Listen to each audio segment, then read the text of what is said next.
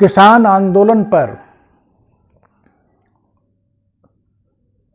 प्रतिक्रिया देने पर, विभिन्न प्रतिक्रियाओं के आने पर विमर्श शुरू हो गया है। ये सकारात्मक विमर्श होना चाहिए। अगर किसान आंदोलन पर भाजपा और सत्ता पक्ष के अतिरिक्त कोई बोलता है तो यह करा दिया जाता है कि राजनीतिक आंदोलन है, उनके द्वारा प्रेरित है। कोई वर्ग बोलता है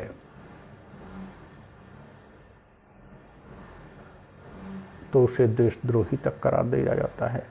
मोदी से को सत्ताच्युत करने का षड्यंत्र बोल दिया जाता है। मीडिया इस आंदोलन को दिखाने की कोशिश करती है तो उसके को दबाया जाता है। और अंतर्राष्ट्रीय स्तर पर मानवाधिकार के प्रकाश में यदि कोई आवाज आती है तो आंतरिक मामले में हस्तक्षेप कहा जाता है।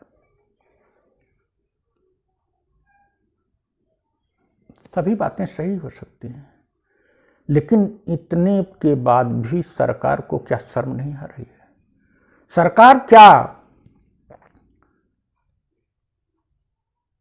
अपना आत्ममंथन नहीं कर पा रही है कि उसके समस्त कार्यों का अंतर्राष्ट्रीय स्तर पर क्यों विरोध होता है? क्या वर्तमान सरकार भारत को उत्तर कोरिया या पूर्व का युगांडा या तालिबान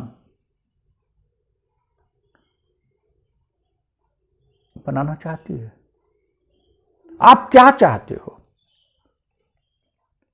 केवल हर बात का प्रत्युत्तर दे देना, बहाना ढूंढ लेना।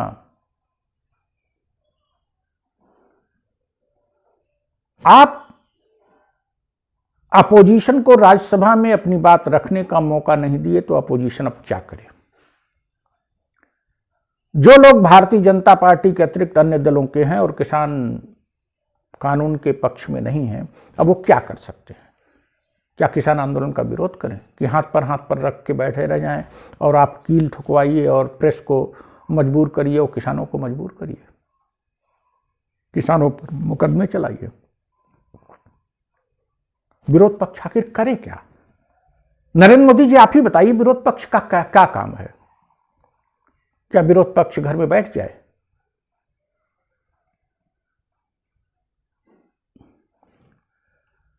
सामाजिक कार्यकर्ता क्या करे? समाज सेवी आखिर क्या करे? समाज सेवी का तो यही काम है, सरकार गलत करे तो सरकार को आगाह करे और सरकार उनकी बात सुने। बुद्धिजीवी क्या करे? वकील क्या करे? और जो सेलिब्रिटी की बात हो रही है, आप ग्रेटा थनबर्ग के ट्वीट को कि काट करने के लिए सचिन तेंदुलकर, विराट कोहली और देवगन और इन लोगों का यूज कर रहे हैं, अक्षय कुमार का यूज कर रहे हैं। ये लोग सेलिब्रिटी हो सकते हैं, वो सामाजिक कार्यकर्ता है। स्वीडन की वह लड़की इतनी कम उम्र में पर्यावरण के लिए जो कार्य कर रही है वो एक मिसाल है। और अगर उसकी संवेदना पर्यावरण पर है तो उसकी संवेदना अगर भारतीय किसानों पर है तो इसमें क्या बुराई है? वो तो स्वागत योग्य है।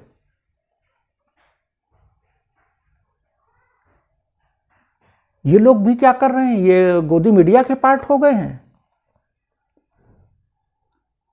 ग्रेटा थनबर्ग की बात को,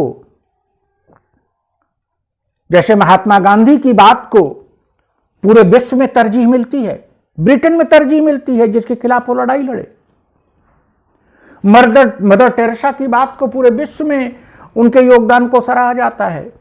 मार्टिन लूथर किंग को पूरे विश्व में सराहा जाता है। ग्रेटा थनबर्ग ने अगर कहा तो उस पर तो ध्यान देते। ग्रेटा थनबर्ग को भी आप राजनीतिक और आंतरिक मामले में बता रहे हैं। आखिर आपकी आलोचना मानवाधिकार के आधार पर आपके हर कदम की क्यों आलोचना होती है? क्या आप मान चुके हो कि आप दकियानूस हो और आपको कोई कहे ना?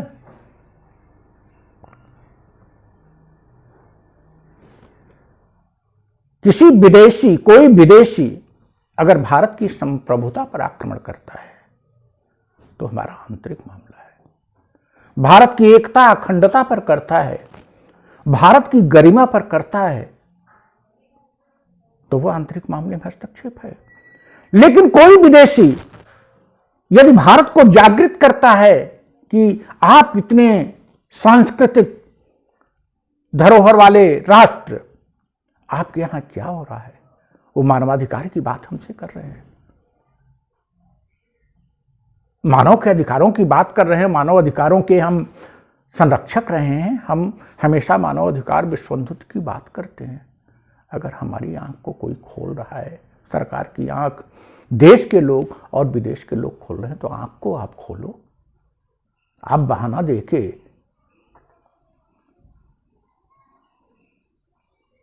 क्या बनना चाहते हो? आपका न कान खुलता है। किसान 2 महीने से अधिक से धरना दे चुके, आपको आवाज नहीं मिल रही है, आप अपनी आवाज रट रहे हो।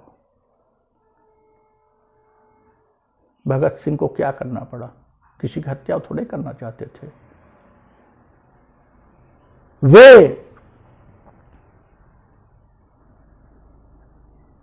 एक बहरी सरकार का कान खोलना चाहते थे, तो बहरी सरकार का कान खोलने के लिए आज चक्का जाम करना पड़ा है। जो आंदोलन संवैधानिक ढंग से चल रहा था, उस संवैधानिक आंदोलन को उग्र बनाने का और असंवैधानिक बनाने का आप कोई कोर कसर नहीं कर रहे। आप सोच रहे हो किसी ढंग से यह असंवैधानिक हो जाए और उग्र हो जाए। आप अपनी आंख को खोलिए, अपने बंद कान को खोलिए, किसान की आवाज को सुनिए, देश की आवाज को सुनिए, तमाम मानवाधिकारों के लिए काम करने वालों की आवाज को सुनिए। आप भाड़े के ट्वीट से, डरा धमका के ट्वीट करके आप ट्वीट कर रहे हो, विदेश मंत्रालय जवाब दे रहा है। विदेश मंत्रालय अपना पुनर्निरीक्षण नहीं कर रहा है, अपना मूल्यांकन नहीं कर रहा है। आप ट्वीट कर रहे हो कि भारत के मामले में हस्तक्षेप दिया गया। आपकी यही हाल रही तो पूरा विश्व जब घर की आवाज आप नहीं सुनोगे तो क्या होगा? जब संवैधानिक ढंग से किए जाने वाले कार्य की आवाज आप नहीं सुनोगे तो क्या होगा? तो जाम हुआ, चक्का जाम हुआ। चक्का जाम नहीं करना चाहते थे, लेकिन बहरी सरकार के लिए चक्का, अगर अक्टूबर तक लंबा ये आंदोलन खींचा तो और भी कुछ होगा। आप इस स्थिति में ला दिए हो नरेंद्र मोदी जी देश को। अगर ये आंदोलन सफल हो जाता है तब भी गलत, इसलिए गलत कि आप बिना दबाव के सुनते नहीं। भारत की सरकार संवेदनशील नहीं है। इसको दबाओ, इसको मारो, इसको हड़काओ, तभी ये सुनेंगे। और अगर असफल हो जाता है तो आपकी तानाशाही, आपका अहंकार आसमान पर पहुंचेगा। इस स्थिति में कौन लाया? इसका अगर समुचित निदान पहले कर लिया गया होता तो यह स्थिति न आती। आज हमारे जैसे लोगों के लिए दोनों समस्याएं हैं। आंदोलन की सफलता उग्र तरीके से, दबाव के तरीकों से, जबरदस्ती अच्छी बात नहीं है, और आंदोलन की विफलता कदाप अच्छी नहीं है, क्योंकि यह सरकार अपने निकम्मेपन की पराकाष्ठा को पार कर जाएगी। तो फिर कोई संवैधानिक आंदोलन ही नहीं चल पाएगा। तो कुल मिला के इन दो बुराइयों में एक ही बुराई की अब कल्पना की जा सकती है कि आप वापस आइए और इसको बड़प्पन के रूप में हम लोग स्वीकार कर लेंगे। आगे अपने आचरण को ठीक रखिएगा और तानाशाही रवैये को छोड़िएगा। तीनों बिलों को खारिज करिए। संसद का सत्र चल रहा है, तीनों बिलों को वापस लीजिए संसद में प्रस्ताव पारित करके, और एमएसपी पर और नए कृषि कानून के लिए सबसे विचार विमर्श करके एक नया कानून पारित करिए। Thank you.